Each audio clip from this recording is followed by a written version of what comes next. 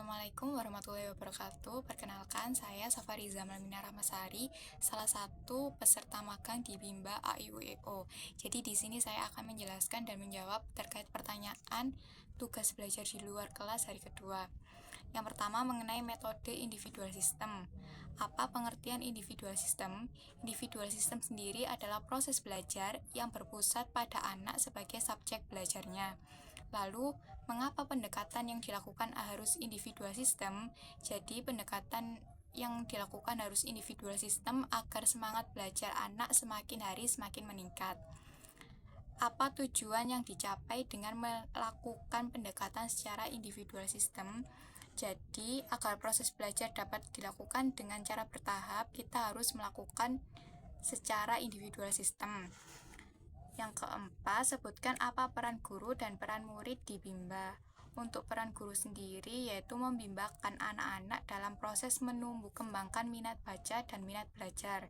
Sedangkan untuk peran murid sendiri yaitu memiliki peran belajar tumbuh dan berkembang dalam bimbingan guru dan motivator. Selanjutnya, apa perbedaan antara metode individual system dan classical system? Jika individual system itu berpusat pada saat anak yang sama dan memiliki materi yang berbeda sesuai dengan kemampuan anak itu sendiri. Sedangkan untuk classical system, semua anak pada saat yang sama akan mendapatkan materi yang sama juga. Selanjutnya, bagaimana cara motivator dapat melakukan pendekatan secara individual system? Motivator harus mempelajari dan mengenal mengenai karakter anak. Motivator sendiri dapat mencari tahu mengenai kesukaan atau kegemaran anak agar motivator satu langkah lebih maju daripada anak itu sendiri. Serta motivator dapat memberikan reward dan evaluasi setiap pembelajaran agar anak-anak senang dan semangat dalam melakukan kegiatan belajar dan bermain di Bimba. Apa dampak yang terjadi jika pendekatan dilakukan secara individual system? Jadi, anak akan mengulangi kembali kegiatan tersebut secara natural tanpa adanya paksaan. Apa dampak yang terjadi jika pendekatan dilakukan secara classical system? Untuk ini sendiri dapat membantu proses belajar agar lebih efisien dan efektif. Selain itu, dapat menumbuhkan minat membaca dan belajar secara intrinsik, serta membangun karakter belajar dan menumbuhkan minat belajar pada anak. Selanjutnya, mengenai metode variation skill.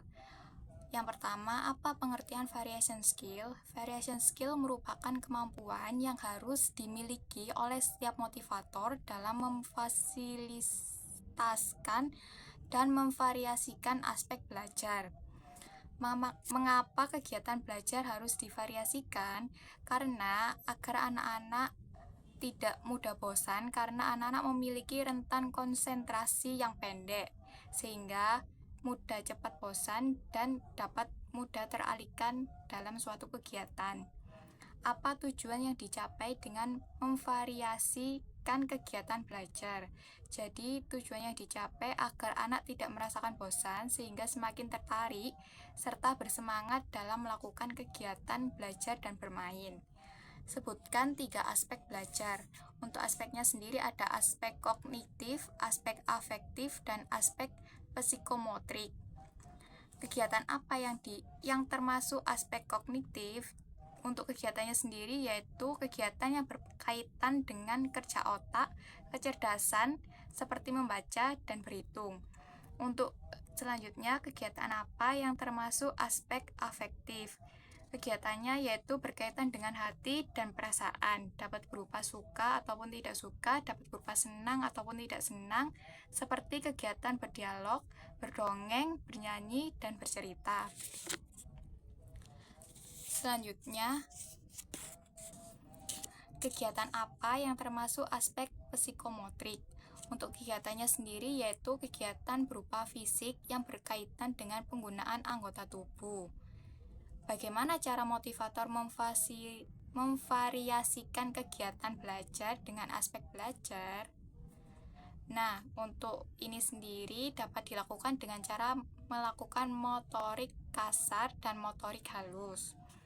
Selanjutnya, mengenai teori dasar psikologi pendidikan. Apa yang dimaksud the law of effect?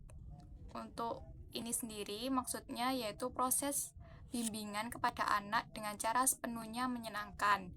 Maka anak akan mau mengulangi kegiatan tersebut tanpa adanya paksaan.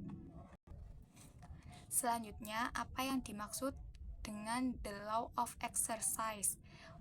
Untuk the law of exercise yaitu kegiatan yang dilakukan secara mengulang sehingga anak semakin mampu dan semakin terampil. Lalu, apa yang dimaksud dengan the law of readiness?